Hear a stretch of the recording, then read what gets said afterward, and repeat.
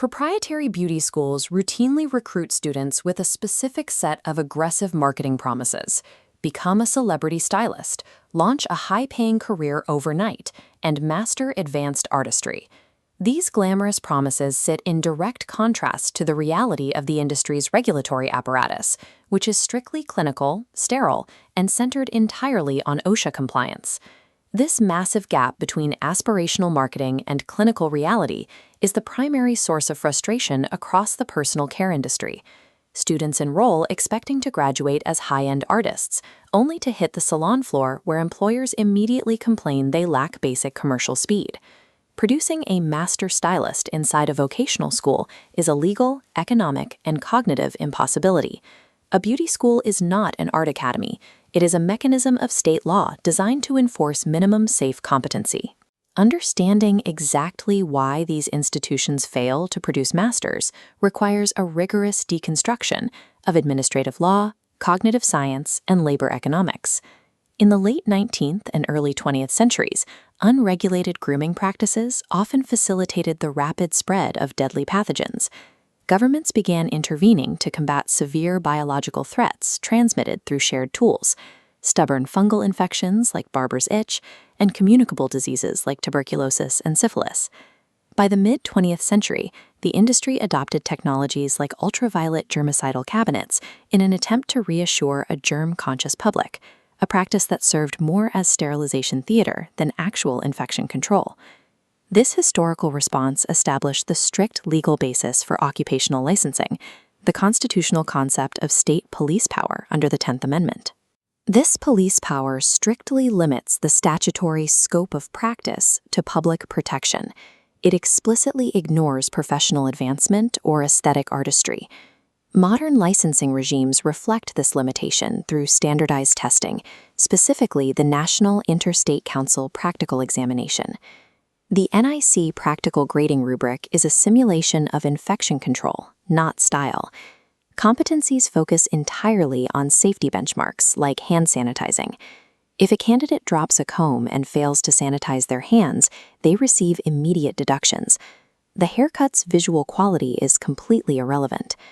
A state cosmetology license exclusively verifies that a practitioner will not cause bodily harm or spread infection. It certifies nothing about their artistic talent.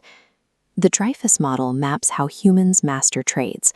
The novice stage relies on rigid rules, mirroring beauty school curricula. The next stage, advanced beginner, is the maximum cognitive ceiling reached by graduation. The final stages, competent, proficient, and expert, develop exclusively in commercial salons. Reaching these higher stages requires encountering complex, unpredictable variables, managing difficult client expectations, rapidly adapting to unexpected chemical reactions, and optimizing service speed. These variables simply do not exist in a controlled classroom. Expecting a rigid, rules-based, regulatory classroom to somehow output fluid, highly intuitive, master-level experts is a complete pedagogical contradiction. Cognitive psychologist Anders Ericsson established a critical distinction in skill development: the difference between simple repetition and deliberate practice. The typical beauty school clinic floor relies heavily on simple repetition. Students spend long hours waiting for walk-in clients, performing slow, heavily supervised basic services. This routine builds basic comfort with the tools, but it quickly leads to a cognitive plateau where the practitioner stops improving. Contrast this institutional environment with a commercial salon, which is actively optimized for service speed, high client turnover, and profitability. The commercial salon demands deliberate practice. This involves breaking down specific subskills, pushing past comfort zones to handle difficult hair textures, and receiving immediate feedback from senior stylists. Ericsson's research indicates that reaching elite levels of expertise typically requires approximately 10 years of continuous deliberate practice. True technical mastery is not a product of pre-licensure clock hours.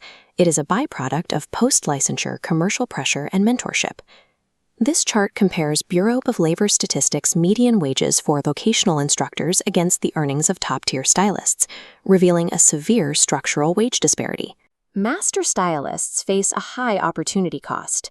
They must accept a significant pay cut to transition into full-time instruction. Because of this pay gap, schools rarely recruit peak market performers. Instead, they attract educators seeking physical relief from demanding salon work or those looking for predictable, stable schedules. This dynamic creates the experience depreciation trap within vocational instruction. An instructor working a 40-hour teaching week is immediately removed from the daily realities of the commercial marketplace. The beauty industry evolves rapidly. Full-time teachers quickly lose touch with new chemical formulations, AI-driven scalp analysis tools, and modern social media styling trends. It is economically unfeasible for a school to provide cutting-edge, master-level instruction when the instructors themselves are priced out of the active modern market. Trying to force artistic mastery into a safety-mandated licensing system creates bloated, ineffective curricula. The direct economic fallout of this bloat includes artificially inflated clock hours, massive student debt, and high early career attrition. The policy solution is the Truth in Beauty Education Framework. This matrix explicitly separates the institutional safety mandate from the commercial artistry mandate. Formally separating these mandates provides state legislatures with the justification to safely reevaluate and reduce their licensing requirements. States can drop inflated 1,500 to 2,100-hour requirements down to a streamlined, safety-centric 1,000-hour standard. The return on investment for this reduction is direct. Students graduate sooner, accrue less federal loan debt, and enter the earning workforce faster. Alternative educational models, such as the Louisville Beauty Academy, are already demonstrating this approach by leaning entirely into compliance and public safety. They utilize an inspection as education model, which demystifies the regulatory process by treating unannounced state board inspections as core learning opportunities rather than sources of anxiety. To fix the workforce pipeline, proprietary schools must adopt realistic marketing that aligns with their actual legal regulatory mandate. Beauty schools must stop promising mastery. Their sole ethical function is to build the safest possible foundation upon which a professional can build mastery throughout an entire career.